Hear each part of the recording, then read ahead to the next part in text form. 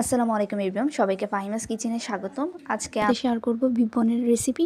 চলুন রেসিপিটা দেখে নেওয়া যাক। প্রথমে আমি একটা বলে 2 কাপ ময়দা নিয়ে নিয়েছি। অবশ্যই ময়দা ইউজ করবেন। ময়দার সাথে ইস্ট নিয়েছি 1 চা চামচ, এর বেশি নেওয়া যাবে না। এরতে আমি স্বাদ মতো লবণ দিয়েছি, 1.5 চামচ চিনি দিয়েছি। তারপর এগুলো ভালোভাবে মিক্স করে নিয়েছি। মিক্স করার পর এগুলো গরম পানি দিয়ে, কুসুম গরম পানি দিয়ে আমি এটা ডোটা করে নিয়েছি। ডোটা করার পর আমি এটা রেস্টে রেখে দেবো 1-1.5 ঘন্টার জন্য। আপনার হাতে সময় থাকলে আপনি বেশিক্ষণ রাখতে পারেন। 1-1.5 ঘন্টা পর আপনি দেখতে পারতেছেন আমার ডোটা ফুলে দ্বিগুণ হয়ে গিয়েছে। এখন আমি এখানে আঙুল দিয়ে দিয়ে বাতাসগুলো বের করে নিব। বাতাস বের করে নিতে হবে, ফোলা থাকলে কিন্তু আমার ডোটা ভালো হবে না। এরপর আমি ভালোভাবে আবারও মথে নিব যেন বাতাস কোনোভাবে না থাকে। আর এটা আরেকটু ভালোভাবে মথে নিতে হবে, না হলে আমার ডোটা ভালো হবে না। তাহলে আমার বনের রুটিটাও ভালো হবে না। সেজন্য ভালোভাবে মথে নিলাম। আর আপনার হাতে যদি সময় থাকে আপনি এটা 2 ঘন্টা 2.5 ঘন্টা রাখতে পারেন। এখন আমি এটা ডোর জন্য কাই করে নিচ্ছি। আমি এখানে 2টা বন করব, কারণ আমি যেহেতু একটা বিপ বন বানাবো বড়, সেজন্য বড় বড় 2টা ডো করে নিব। এটা আপনারা চাইলে আপনাদের ইচ্ছা অনুযায়ী করতে পারেন। আপনার ছোট বানাতে চাইলেও ছোট বানানো, এটা আপনার একান্ত ইচ্ছা।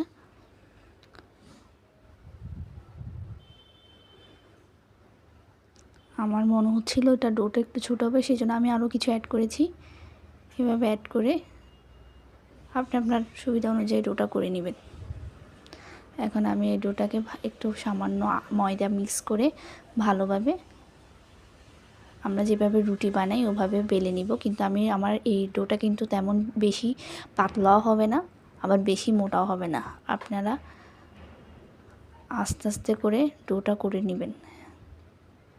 এখন আমি আপনাদেরকে দেখাচ্ছি ফাইনাল রেজাল্টটা। আমার ডোটা এরকম হয়েছে দেখতে।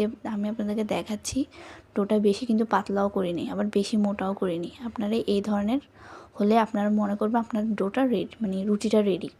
এর বেশি মোটাও করবেন না, এর বেশি পাতলাও করবেন না, তাহলে ভালো হবে না। এখন আমি একটা স্টিলের প্লেটে কী করেছি, তেল ব্রাশ করে রেখেছি। এখন তার উপরে এটা বসিয়ে দেবো, না হলে আমার ডোটা লেগে যাবে, আমি আর তুলতে পারবো না। তেল দেওয়ার কারণে আমি ইজিলি কিন্তু ডোটা উঠে যাই। পর আমি যেহেতু আরেকটা করবো, উপর আরেকটা দিতে হবে পুরের উপরে, সেজন্য আরেকটা ডো করে নিচ্ছি। এটাও ঠিক একইভাবে আগেরটার মতো, বেশি মোটাও না বেশি পাতলাও না, একইভাবে আমি ডোটা করে নিব।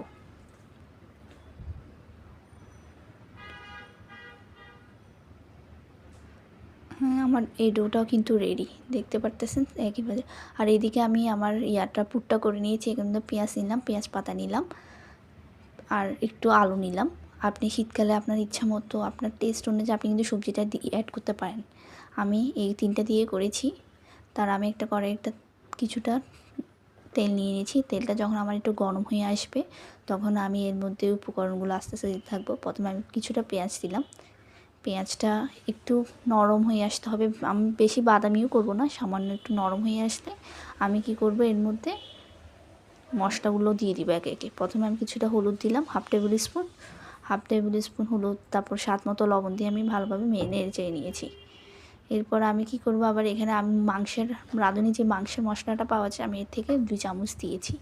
2 চা চামচ রাঁধুনি মাংসের মশলাটা দিয়েছি। এটাতে আমার কিন্তু কালারটা অনেক সুন্দর আসে। আর এখানে পানি দিয়ে আমি এগুলোকে ভালোভাবে কষিয়ে নিয়েছি। তারপর আমি আমার সবজিগুলো দিয়ে দিয়েছি। আমার সবজিগুলো নেড়ে চেড়ে একটু কষিয়ে নিব যেন ভালোভাবে সিদ্ধ হয়ে যায়, কারণ আলু দিয়েছি, আলুটা একটু সিদ্ধ হতে সময় লাগবে। তারপর এদিকে আমি আগে থেকে গরুর মাংস সিদ্ধ করে রেখেছিলাম, ওগুলা ছিঁড়ে ছিঁড়ে দিয়ে দিচ্ছি। যেহেতু গরুর মাংস ইউজ করবেন, এটা আগে থেকে সিদ্ধ করে রাখতে হবে।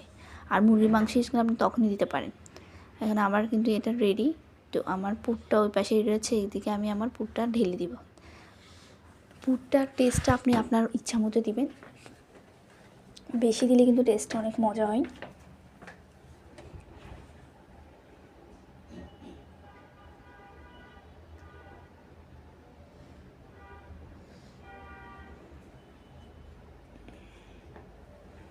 যেহেতু এই বনটাতে আসলে এই পুরটাই অনেক টেস্ট এনহ্যান্স করে, সেটা আমি যথেষ্ট চেষ্টা করেছি বাড়িয়ে দেওয়ার জন্য।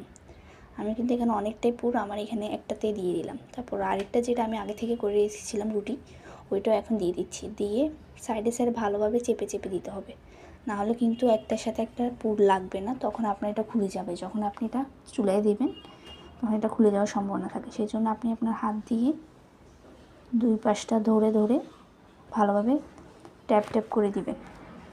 ভিডিওটা দেখলে আপনি বুঝতে পারবেন।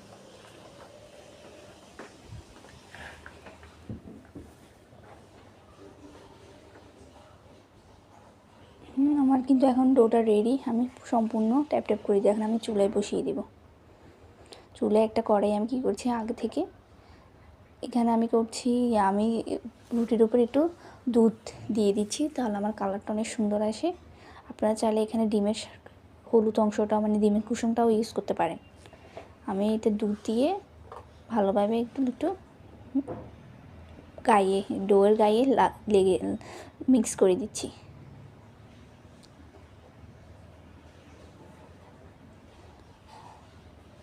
হ্যাঁ, আমি কড়াইটা যেটা গরম করতে দিয়েছিলাম চুলায়, ওইটা এখন গরম হয়ে এসেছে। আমি এখন এটা বসিয়ে দিলাম। বসানোর পর প্রথমে কিন্তু আমি চুলা হাই হিটে রেখেছিলাম। বসানোর পর কিছুক্ষণ হাই হিটে রাখার পর এরপর কিন্তু আমি চুলাটা নামিয়ে নেব।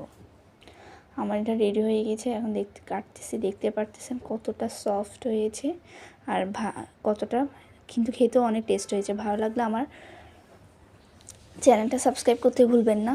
আর আজকের জন্য এখানে আল্লাহ হাফেজ।